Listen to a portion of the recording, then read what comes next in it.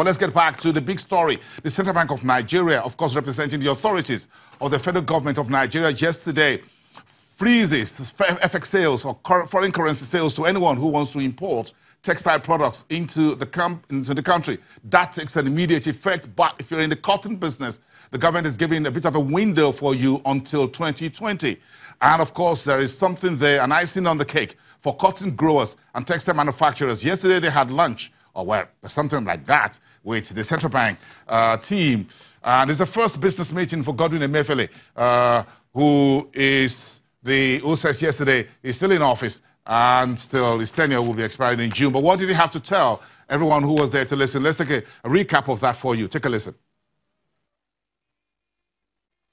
Our FX reserves today stand at above $43 billion, up from $23 billion in October 2016.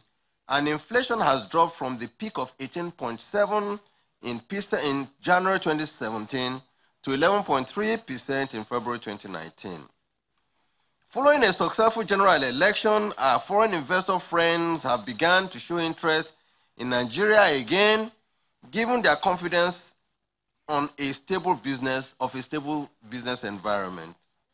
Notable declines have been recorded in our monthly food import bill, which declined from $665.4 million in January 2015 to $160.4 million in October 2018, a cumulative fall of 75.9%, and an implied savings of over $21 billion on food imports alone over that period. A lot of progress has been made, but at the same time, more needs to be done in order to ensure that we build an inclusive economy that supports domestic production of goods and services while offering job opportunities to our teeming Nigerians. This is the only option that we have as a nation if we are to insulate our economy from volatility in the crude oil market and in the global financial markets. In order to achieve this goal, the CBN, together with other critical stakeholders, recently identified key commodities and products such as textiles and oil palm that have the ability to support the creation of hundreds of thousands of jobs in our economy. As you are aware, in the 70s and 80s and indeed into the 90s, Nigeria was home to Africa's largest textile industry with over 180 textile mills in operation, which employed close to over 450,000 people. Today, if we had nurtured and encouraged this textile industry, that sector would be employing millions at this time. The textile industry at that time was the largest employer of labor in Nigeria after the public sector, contributing over 25% of workforce in the manufacturing sector. This industry was supported by the production of cotton by over 600,000 local farmers across 30 of Nigeria's 36 states. This sector supported the clothing needs of Nigerian populace as our markets were filled with locally produced textiles from companies such as UNT in Kaduna, Supertex Limited, Halfprint, International Textile Industries, Texlon, Aba Textile Mills, Asaba Textile Mills, NP, Aswani Textiles, amongst several others that we can't remember now. It's no secret that the past 20 years have been very, very difficult for many of the textile firms.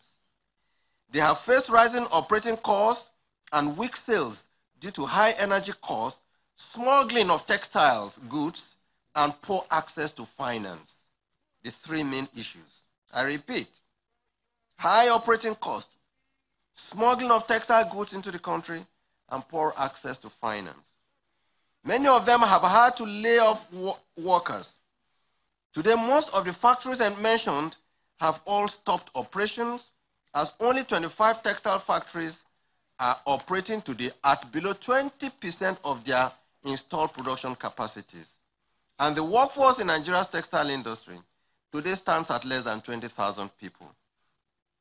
In addition, the cotton growing sector has gone dead, thereby depriving thousands of smallholder farmers, the opportunity to earn a living.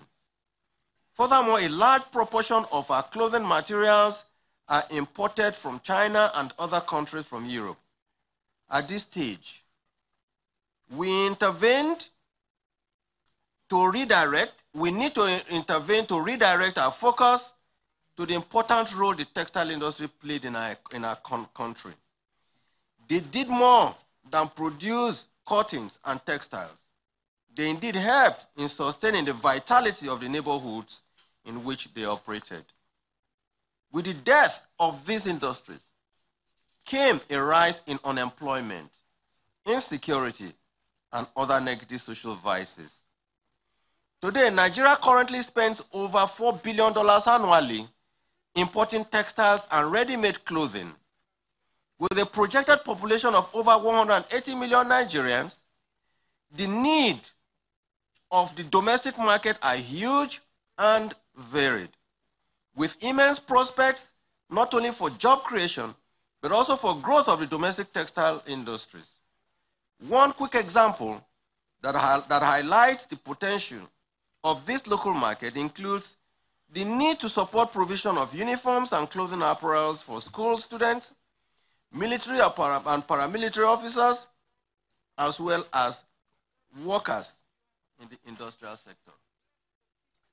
I was watching a video that almost went viral a couple of months ago of a policymaker in Kenya who was addressing his people, and he was talking again about textiles. And he's determined, and he said that the Kenyan police wanted to import police uniforms. And he said he will not allow the Kenyan police to import uniforms. That no matter what happens, those uniforms will be produced in Kenya. That is the spirit of nationalism. Yeah, on the FX transaction, I'm saying with effect from today. With effect from today, right? That no banks or FX authorized dealers are prohibited from granting or selling foreign exchange to anybody who want to import textiles, clothing, textile materials. That's what we're saying. Whether through valid or non-valid, and I would just advise that there's no need for anybody to begin to talk about whether it is valid or non-valid forms and the rest of them. We need to close it. Once we close it, I think it will make it difficult for them to be importing those garments into Nigeria, so that all those garments that are sitting in his factory, our people will be forced to go and buy them. Whether the price is right or not, they will be forced to buy them, and the fact that they are forced to buy it, it creates opportunities for more people to go into that business, and over time the price will stabilize. That is the idea.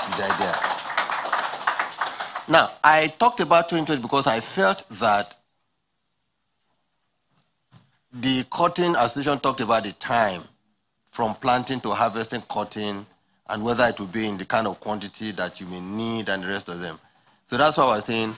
For now, we may, well, subject to speaking with the association, maybe after in this closed door session, we may say, you can import your cotton and good cotton that is needed by the textile industries to gin and then convert into their textiles, on the condition that by 2020, this will stop, in which case our farmers would have gotten into the rhythm to produce the cotton that we need for our textile production. We're looking at President Buhari's macroeconomic policy for the year 2019 to 2023. Of course, the import ban will be part of our conversation after the break. Stick around. We'll be right back in 2 minutes. You're watching Business Morning.